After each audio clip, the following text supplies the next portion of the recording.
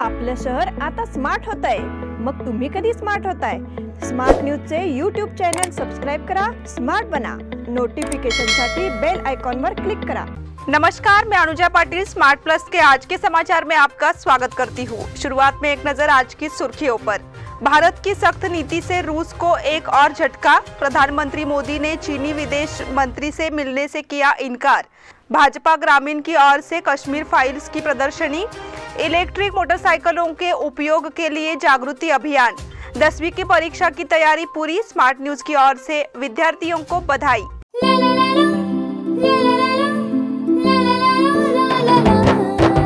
जले दीप अंगना में होगी रोशन दुनिया, पलकों तले छा जाए चांद तारों का साया। रंगोली में खिले रंग खुशियों की भी तरानी, तन मन झिलमिल जाए हर पल होंगी सुहानी। ये अटूट बंधन खिले हर आशियाना, रंग वस्त्रों का खजाना मन भाए आराधना। रंग वस्त्रों का खजाना मन भाए आराधना। आराधना मारुति गली बेलगाम। मन भाए आराधना। अब समाचार विस्तार में। रूस और यूक्रेन पिछले एक महीने से युद्ध में है। रूस को राजनीतिक स्तर पर एक और झटका लगा है। खास बात यह है कि भारत के एक बार फिर तटस्थ रहने का फैसला किया है। महीनों से यूक्रेन के कड़े विरोध में उलझे रूस को भी राजनीतिक झटके का सामना करना पड़ रहा है। संयुक्त राष्ट्र सुरक्षा परिषद के प्रस्ताव को रूस द्वारा अस्वीकार करना रूस के लिए एक बड़ी शर्मिंदगी का विषय रहा है। भारत, जिसने पहले यूक्रेन द्वारा पेश किए गए एक प्रस्ताव पर तटस्थ रुख अपनाया था, वही रूस द्वारा पेश किए गए एक प्रस्ताव पर मतदान से दूर रहने की अपनी नीति को भारत ने बनाए रखा। यूक्रेन से बढ़ते मानवीय संकट को दूर करने के लिए रूस द्वारा प्रस्ताव का मसौदा तैयार किया गया था। सीरिया, दक्षिण कोरिया और बेलारूस इस प्रस्ताव पर सहमत हुए, लेकिन इसमें रूस के हमले का जिक्र नहीं था, इसलिए अधिकांश सदस्यों ने कोई प्रतिक्रिया नहीं दी। प्रस्ताव के पक्ष में 9 देशों को मतदान करना था, लेकिन रूस को छोड़कर केवल चीन ने प्रस्ताव के पक्ष में मतदान किया। भारत सहित सुरक्षा परिषद के अन्य 13 सदस्यों ने प्रस्ताव पर मतदान से दूर रहने का फैसला किया, इसलिए प्रस्ताव पारित नहीं हो सका। प्रधानमंत्री मोदी ने चीनी विदेशी मंत्री से मिलने से किया इनकार। चीन के विदेश मंत्री वांग यी 24 मार्च की शाम भारत पहुंचे। 25 मार्च को उन्होंने भारत के सुरक्षा सलाहकार अजित डोभाल से बातचीत की। इसके बाद उन्होंने विदेशी मंत्री सुब्रमण्यम जयशंकर से करीब 3 घंटे तक चर्चा की। इंडियन एक्सप्रेस के मुताबिक वांग यी प्रधानमंत्री नरेंद्र मोदी से मिलना चाहते थे, लेकिन साउथ ब्लॉक में उनके आवास ने विनम्रता से मना कर दिया। भारत ने चीन को सूचित किया था कि प्रधानमंत्री मोदी 25 मार्च को उत्तर प्रदेश की राजधानी लखनऊ में मुख्यमंत्री योगी आदित्यनाथ के शपथ ग्रहण समारोह में शामिल होंगे। अघोषित दौरे पर आए वांग 2 साल से अधिक समय के बाद नई दिल्ली पहुंचे, इसलिए वह प्रधानमंत्री मोदी से नहीं मिल सके। इस बारे में पूछे जाने पर भारतीय विदेशी मंत्री सुब्रमण्यम जयशंकर ने कहा, विभिन्न कारणों से चीन यात्रा की पहले से घोषणा नहीं करना चाहता था और हमने अपनी ओर से इसकी घोषणा नहीं की, क्योंकि कोई द्विपक्षीय समझौता नहीं है। विदेशी मंत्री जयशंकर ने स्पष्ट किया है कि भारत और चीन के बीच संबंध सामान्य नहीं है, क्योंकि समझौते की अवहेलना में सीमा पर बड़ी संख्या में सैनिकों को तैनात किया गया है। उनका कहना है कि स्थिर संबंधों के लिए सीमा पर शांति जरूरी है।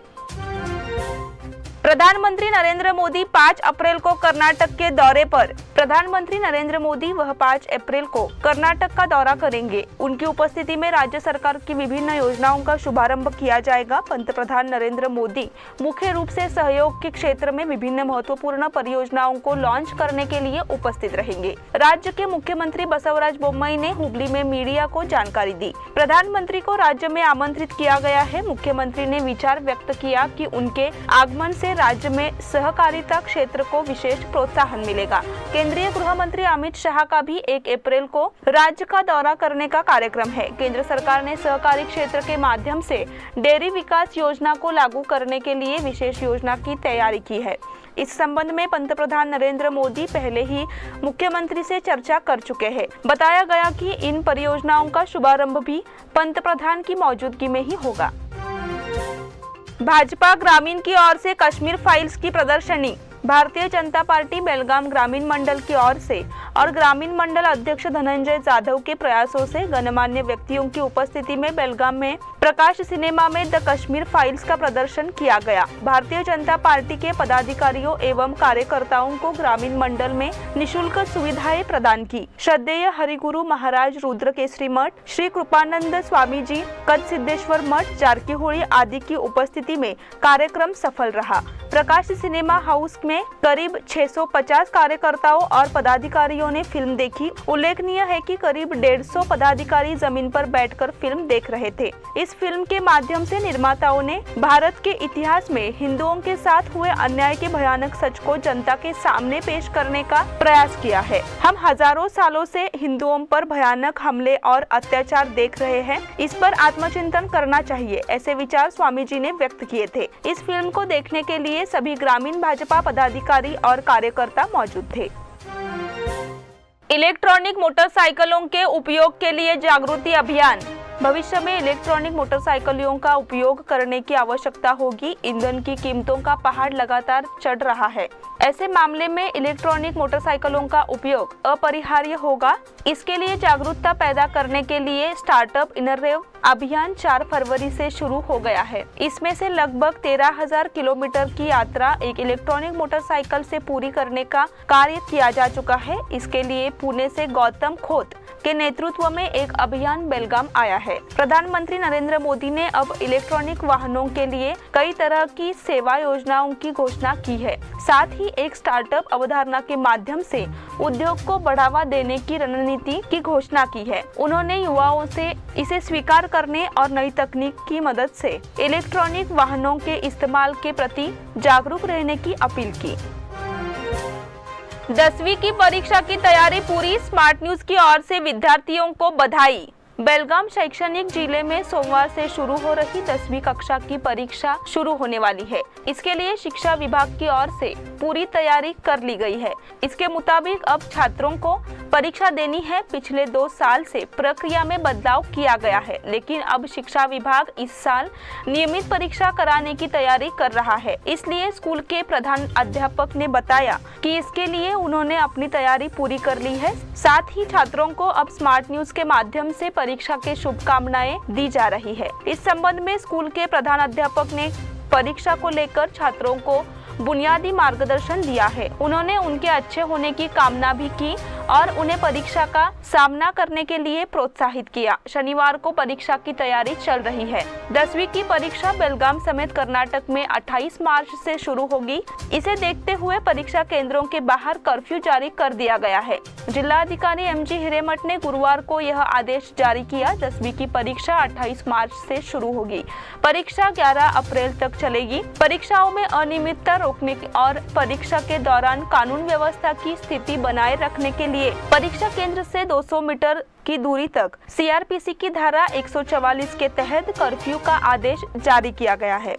अब समय हो गया है छोटे से ब्रेक का। आप देखते रहिए smart plus. Poddar brothers jewellers, A perfect blend of traditional and modern jewelry in North Karnataka, Goa and Southern Maharashtra, serving since 5 generations.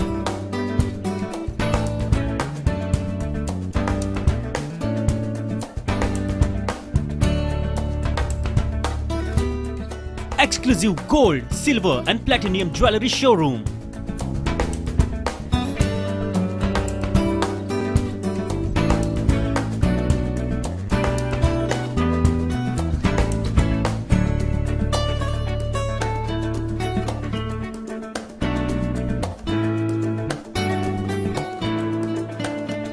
Poddar Brothers, Poddar Sons and Grandsons. Khade Bazar, Belgaum. Call is on 0831 240 5550 or 51 or 52 or 53. Visit us at www.poddarjewelers.com.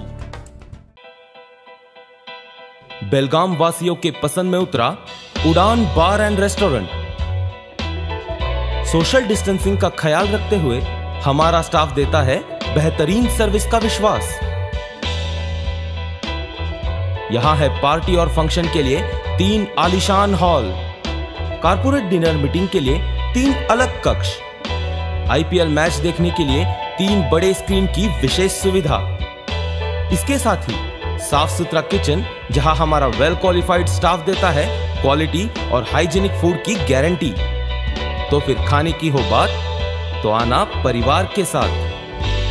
उड़ान बार and restaurant, Lingaraj college के पास, Belagavi. Phone 0831 2435 break के बाद फिर से आपका स्वागत। बेलगुंदी स्थित विठ्ठल रखमाई मंदिर का उद्घाटन समारोह शनिवार से शुरू हो गया है। इस अवसर पर निकाली गई भगवान विठ्ठल की मूर्ति की शोभा शानदार रही। जुलूस में पंचक्रोशी से बड़ी संख्या में ग्रामीण शामिल हुए। इस पर्व के अवसर पर 4 दिनों तक विभिन्न कार्यक्रमों का आयोजन किया गया है।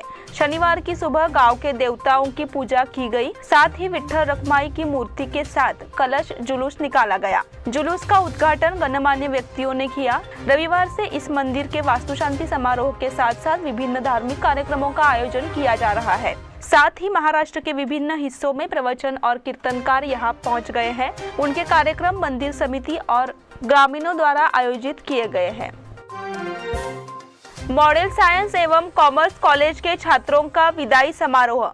बेलगाम एजुकेशन सोसाइटी द्वारा संचालित मॉडल साइंस एवं कॉमर्स इंटीग्रेटेड पीयू कॉलेज और अर्थकोटा करियर एकेडमी के पीयूसी द्वितीय वर्ष के छात्रों का विदाई समारोह और वार्षिक स्नेह सम्मेलन समारोह शुक्रवार को आयोजित किया गया। कार्यक्रम में मुख्य अतिथि बेलगाम के एसीपी एनएस बर्मनी मौजूद थे। सोसाइटी के अध्यक्ष सुनील काकतकर, निर्देशक अमित यादव, अमित मिठारे, पीके मॉडल इंग्लिश स्कूल की प्राचार्य डॉक्टर सुचेता कुलकर्णी और हाई स्कूल के एनसीसी प्रमुख रवि घाटगे भी मौजूद थे। अतिथियों का परिचय सुनील काकतकर ने किया। कार्यक्रम का संचालन दिव्या हंचते, श्रीहरि सदलगी ने किया। धन्यवाद सुहासिनी जादीगर ने किया। बीके मॉडल हाई स्कूल के एनसीसी प्रमुख रवि घाटगे को राज्य में सर्वश्रेष्ठ एनसीसी डिवीजन का पुरस्कार प्राप्त करने पर विशेष सम्मान दिया गया। सकल मराठा समाज के केंद्रीय कार्यालय का उद्घाटन। जत्ती मठ में सकल मराठा समाज कार्यालय का उद्घाटन किया गया। उद्घाटन समारोह महाराष्ट्र एकीकरण समिति के वरिष्ठ कार्यकर्ता रामभाऊ शिंदोलकर के हाथों हुआ। इस अवसर पर विभिन्न संगठनों का प्रतिनिधित्व करने वाले मराठा समुदाय के नेता और कार्यकर्ता उपस्थित थे। उद्घाटन के बाद जत्ती मठ देवस्थान में महाआरती की गई। पूर्व मेयर शिवाजी सुंडकर, भाजपा नेता किरण जाधव, डॉक्टर सोनाली सरनोबत, संजय कड़ोलकर, महादेव पाटिल, पूर्व नगर सेवक राजू बिरजे, विजय भोसले, राकेश पलांगे, मनोहर हलगेकर, नगर सेवक वैशाली भाटखंडे, गुणवंत पाटिल, सुनील जाधव, सुनील बोकडे, दत्ता जाधव सहित अन्य कार्यकर्ता मौजूद थे। मजदूर नवनिर्माण संघ द्वारा विश्व जल दिवस मनाया गया। विश्व जल दिवस के अवसर पर मजदूर नवनिर्माण संघ द्वारा एक कार्यक्रम का आयोजन किया गया। अतिथियों ने रोजगार के लिए ग्राम पंचायत कंगराली अंतर्गत अलदगा गांव का दौरा किया। राहुल पाटिल ने उपस्थित महिलाओं से अतिथियों का परिचय कराया और विश्व जल दिवस के अवसर पर उन्हें जानकारी दी। इस तरह केली वेणुध्वनि रेडियो एफएम की मनीषा मैडम ने उपस्थित महिलाओं कर्मचारियों से बातचीत की। उन्हें शुरुआती दिनों का महत्व समझाया, उनकी रोजगार की समस्याओं के बारे में जाना और संबंधित विभाग के अधिकारियों को भी ऐसा करने के लिए कहा। मजदूर नवनिर्माण संघ की ओर से राहुल पाटिल ने आश्वासन दिया कि कार्यक्रम के दौरान कुछ महिलाओं ने अपने मुद्दे उठाए। इस अवसर पर सहयोगी मंजूनाथ ने पंचायत के माध्यम से विभाग में नहरों की खुदाई के चल रहे कार्य पर संतोष व्यक्त किया। धुआंधार बारिश से शहर वासियों की भागदौड़।